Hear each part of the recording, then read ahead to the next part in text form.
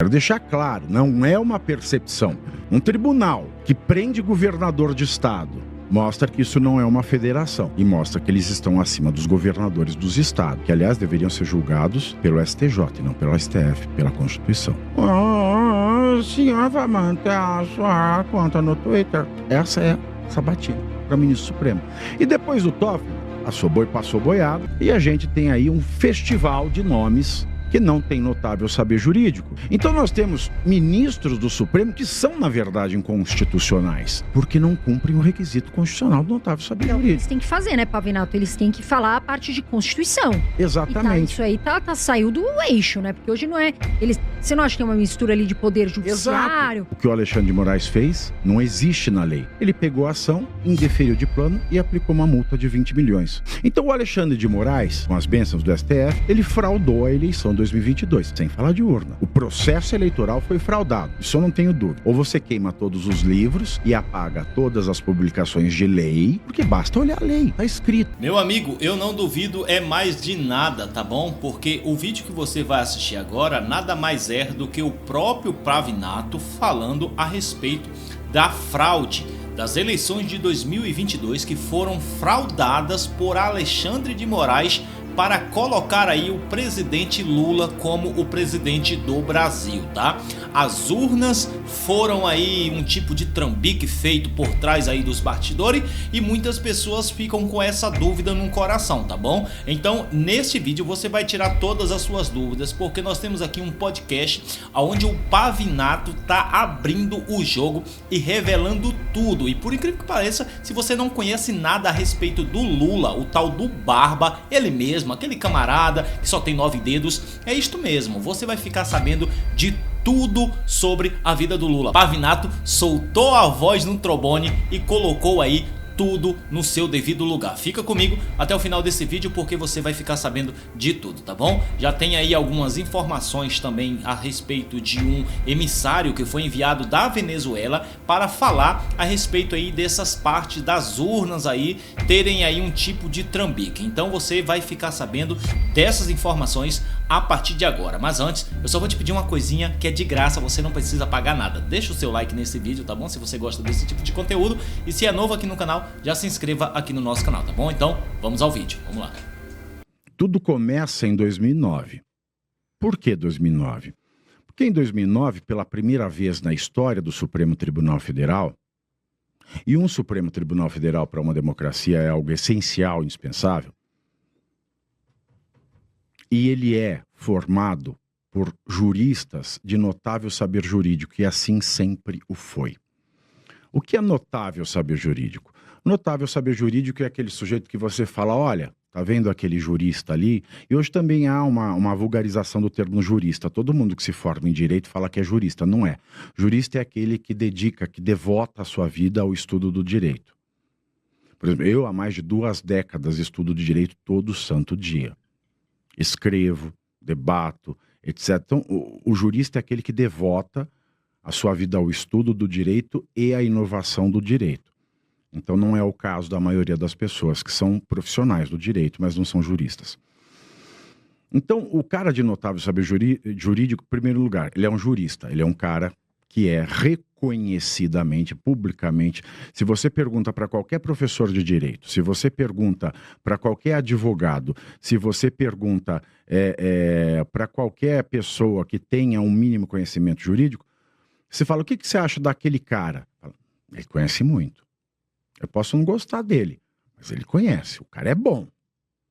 Ele tem livros publicados, as teses que ele defende mudaram a jurisprudência, ele conseguiu feitos que ninguém conseguiria fazer como advogado, ele foi um juiz exímio, as decisões, as sentenças dele, elas estão em todos os manuais de doutrina do direito, ou ele é o melhor professor de direito, ele escreve artigos e livros fabulosos, esse é o cara com notável saber jurídico.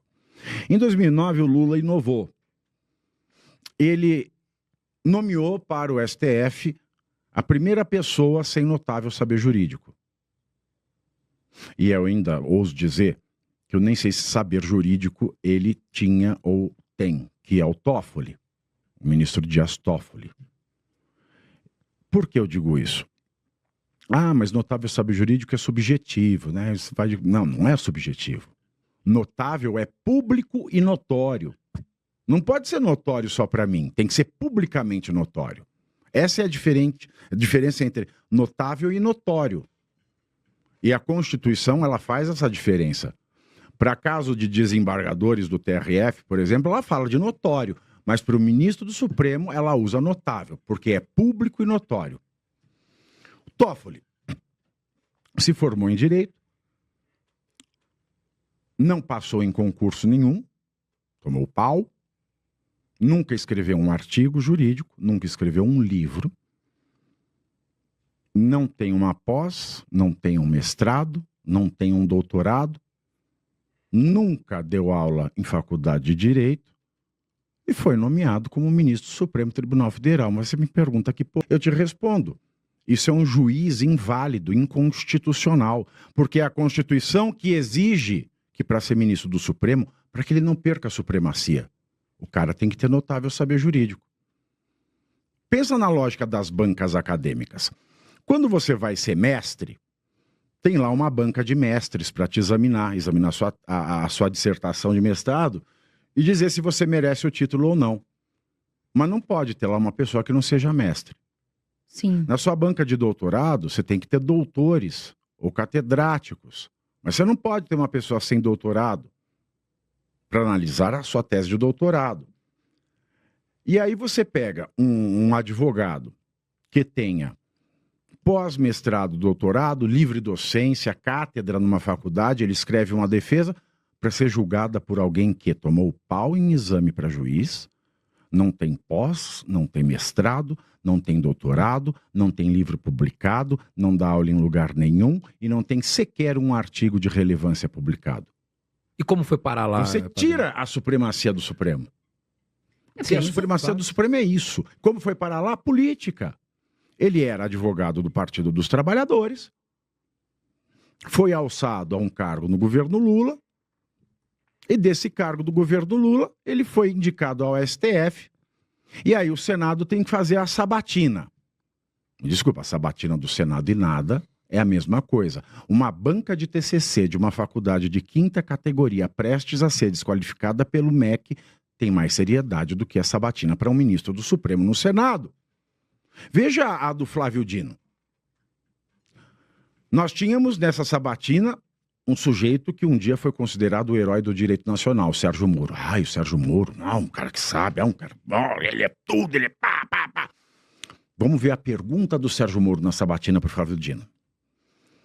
O senhor vai manter a sua conta no Twitter? Essa é a sabatina para o ministro Supremo. E depois do Toffoli, passou boiada, e a gente tem aí um festival de nomes que não tem notável saber jurídico. Então nós temos ministros do Supremo que são, na verdade, inconstitucionais, porque não cumprem o requisito constitucional do notável saber jurídico. Eles têm que fazer, né, Pavinato? Eles têm que falar a parte de Constituição. Exatamente. Isso aí saiu do eixo, né? Porque hoje não é... Você não acha que é uma mistura ali de poder judiciário? Exato.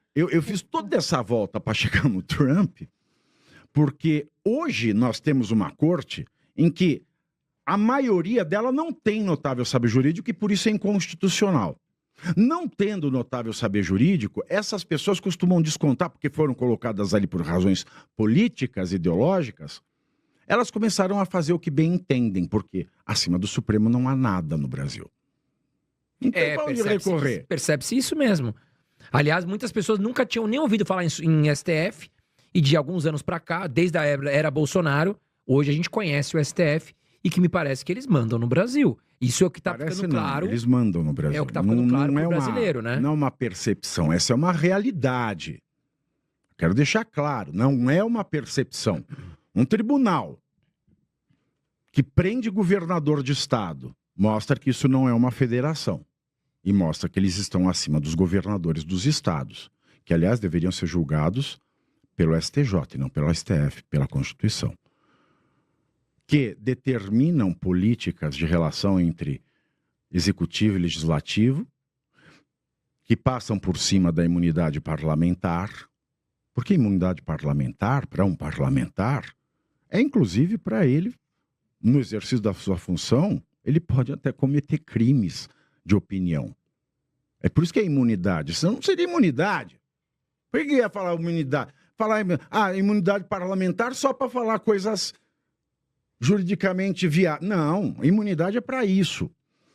Então, eles mandam no governo federal, eles mandam no legislativo, eles mandam no executivo ali no executivo, também, né? no legislativo federal e dos estados. E mais um detalhe. Agora, eles também mandam no processo eleitoral. O processo eleitoral de 2022, Lula e Bolsonaro.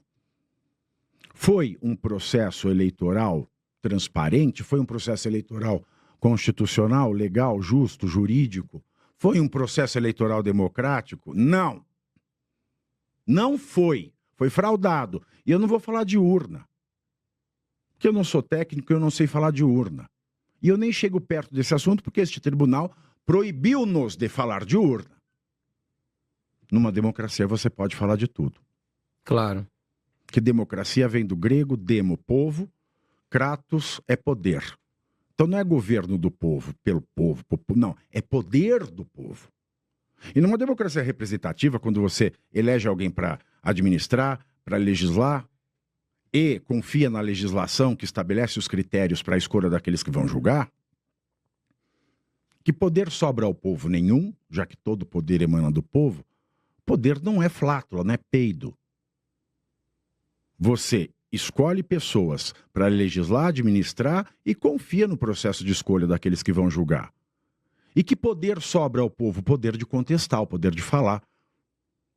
Eu não gosto disso, eu acho que isso está errado, eu quero saber isso. Eu quero ver a urna aberta. Você pode falar, você pode não obter, mas você pode falar. Isso que é democracia. Mas eu não quero chegar na urna. O que eu digo é, o processo foi fraudado? Foi uma fraude. O processo que sagrou Lula vencedor do pleito presidencial em 2022 foi fraude. Fraude por quê? Provo. Você pega, abre a lei eleitoral, está lá escrito que o TSE, Tribunal Superior Eleitoral, só pode fazer regulamentações das eleições até o dia 5 de março do ano das eleições. Está na lei. Até que você não mude o calendário, está na lei. Então a lei está lá, ela é clara. O TSE só pode regulamentar as normas eleitorais até o dia 5 de março do ano das eleições. E nessas regulamentações ele não pode suprimir direitos previstos na lei, nem pode criar penalidades que não existem na lei. Então são 3 critérios. O prazo, 5 de março do ano da eleição. Segundo, não pode suprimir direito. Terceiro, não pode criar penalidade. O que aconteceu em 2022? Em 20 de outubro de 2022, o TSE lança uma resolução que pautou, que regulamentou as eleições daquele ano. Então, ou você me comprova que 20 de outubro de 2022 vem antes de 5 de março de 2022, ou eu estou certo e eles estão errados. Eu acho que 5 de março de 2022 vem antes de 20 de outubro de 2022. Claro, com certeza. Então, é fraude. Aquela resolução foi fraude. Segundo, essa resolução, ela suprimiu direitos. Mesmo que ela tivesse sido feita no prazo, ela não poderia ter suprimido direitos. E mesmo que ela tivesse sido feita no prazo e não tivesse suprimido direitos, ela criou penalidades. Então ela é triplamente fraudulenta. E foram essas resoluções que tiraram perfis pró-Bolsonaro das redes sociais. Foi essa resolução que fez com que apoiadores de Bolsonaro tiveram direitos e garantias violados. E uma outra coisa mais absurda ainda, quando o Bolsonaro entrou com aquela ação falando da fraude no tempo de rádio, com um laudo técnico, muito ruim, aliás, o laudo técnico, Bolsonaro podia ter perdido aquela ação, mas aquela ação precisava ter sido distribuída, analisada e julgada. O que o Alexandre de Moraes fez não existe na lei. Ele pegou a ação, indeferiu de plano e aplicou uma multa de 20 milhões. Então o Alexandre de Moraes, com as bênçãos do STF, ele fraudou a eleição de 2022, sem falar de urna. O processo eleitoral foi fraudado, isso eu não tenho dúvida. Ou você queima todos os livros e apaga todas as publicações de lei, porque basta olhar a lei, está escrito.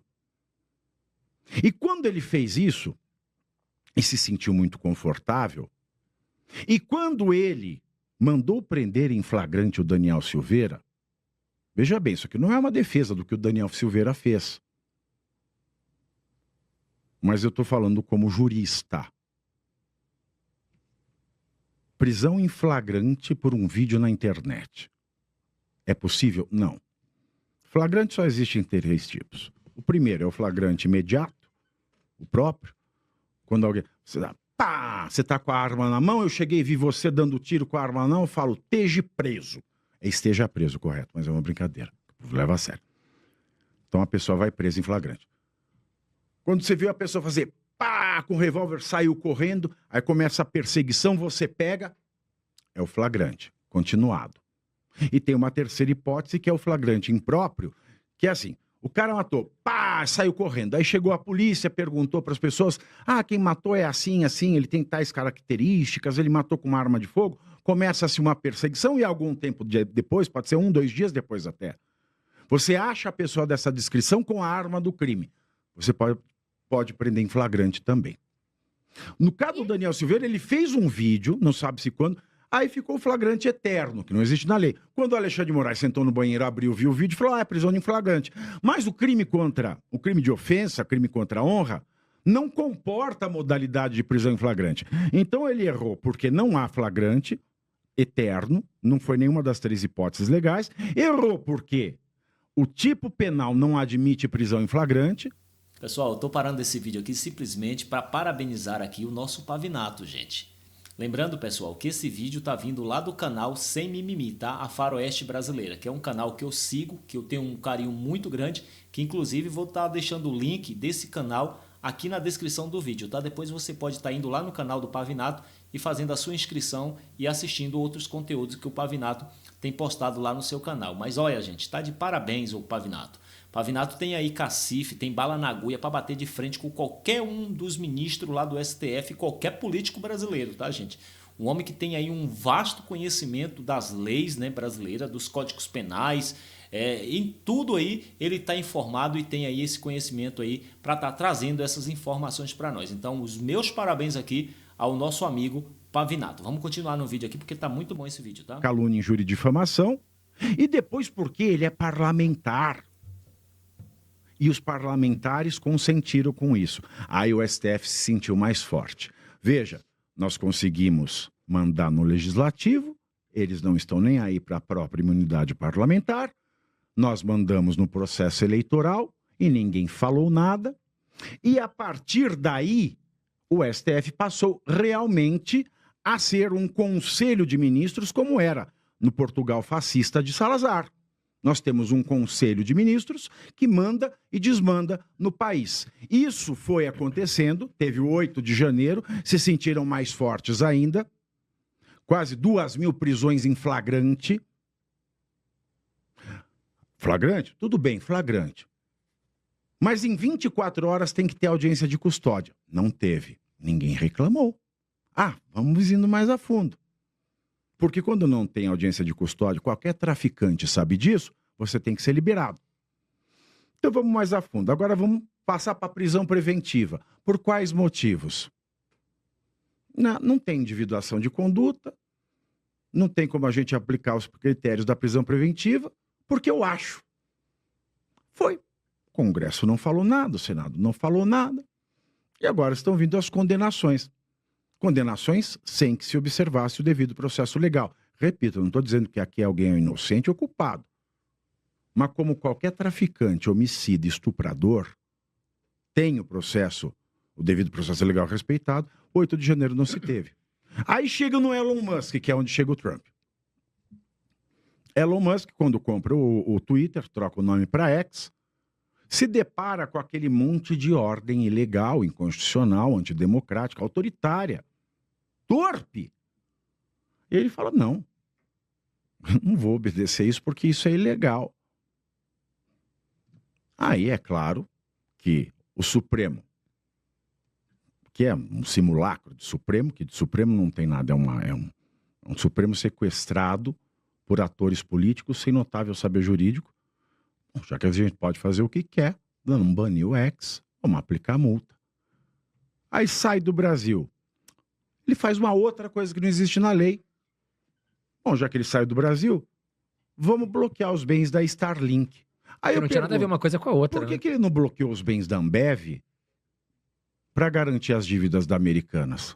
Faz sentido. O mesmo sócio, né? Exatamente. Porque isso não pode, isso é ilegal. Você não pode bloquear uma empresa que tem o sócio de um processo, mas que tenha outro sócio. Mas por que ele fez com o X e com a Starlink? Faz total sentido. Então, se ele fez aquilo com a Starlink, ele devia ter feito com a Ambev para garantir a Americana. Mas não fez, mostrando que isso é uma ditadura. Bom, Elon Musk se aproximou de Trump. Trump já sabia de toda essa questão desta ditadura envergonhada, desse fascismo acadêmico de quinta categoria e sem academicismo que se instalou no Brasil. E agora, é claro, com Trump presidente, com a maioria do Senado republicano, a maioria da Câmara provavelmente republicana, é óbvio que ele está mexendo com empresas americanas, este ditador está mexendo com empresas americanas, e existe, sim, uma probabilidade, vou dizer, probabilidade é muito alta, possibilidade de que esses ministros não possam mais ir para Harvard, dar palestra, etc. Isso vai ser a morte. Se alguém tiver bens lá, por exemplo, eu não sei se tem, Alexandre de Moraes tem bem nos Estados Unidos, bloqueia bem, bloqueia a conta, ele é o presidente, ele tem o Senado, ele tem a Câmara. Será que vai acontecer Isso pode acontecer. Por que eu fiquei feliz, então, depois de toda esta volta de meia hora, para dizer por que eu fiquei feliz? Eu fiquei feliz porque no Brasil o Senado poderia resolver esta tirania. Mas o Senado é venal. Por que o Senado não resolve essa tirania, então, Pavinato? Já que eles podem, eles têm esse poder. Tem várias explicações. Primeiro, pode ser porque você tenha rabo preso. Ou seja, pode ser porque você seja corrupto e tem algum caso que você não quer que o STF mexa. Esse é um caso. Segundo caso, pode ser que você não seja corrupto, mas tenha rabo preso com algum dirigente do seu partido que seja corrupto. Terceiro caso, pode ser porque você seja venal. Você está recebendo emenda, etc. e tal. Isso é uma forma de corrupção, no sentido moral. Ou, por fim, porque você é desleixado mesmo, não está nem aí para briola. Pois é, pessoal, tá aí a fala bonita do Pavinato que tem... Pois é, pessoal, tá aí a fala e o pronunciamento do Pavinato nesse podcast aí, Irmãos Dias, né, onde ele falou aí a respeito das fraudes de 2022 e mostrando também pra gente aí como é que funciona o sistema político aqui na nossa nação brasileira. Infelizmente é lamentável, né? Estamos no Brasil, infelizmente essas trambicagens, essas trapacerias que andam acontecendo por trás aí desta grande máfia que está no anonimato aí, escondido aí, né? Mas muitas pessoas que não conseguem enxergar, mas através de pessoas assim como Pavinato e entre outros deputados e senadores que têm se levantado aí para tentar bater de frente com a corrupção na nossa nação brasileira, né? Gente, muito obrigado pelo seu carinho, muito obrigado pela sua audiência, é uma alegria ter você aqui no nosso canal. Se você chegou ao final desse vídeo, gostou do conteúdo e ainda não é inscrito no canal, nos ajude, se inscreva no canal, tá bom? Faça o seu comentário aqui no vídeo, deixa aí a sua opinião, deixa seu like e não se esqueça de compartilhar esse vídeo, tá bom? Eu sou o Josimar Santos, nosso vídeo vai ficando por aqui e eu espero encontrar vocês novamente no próximo vídeo. Fui!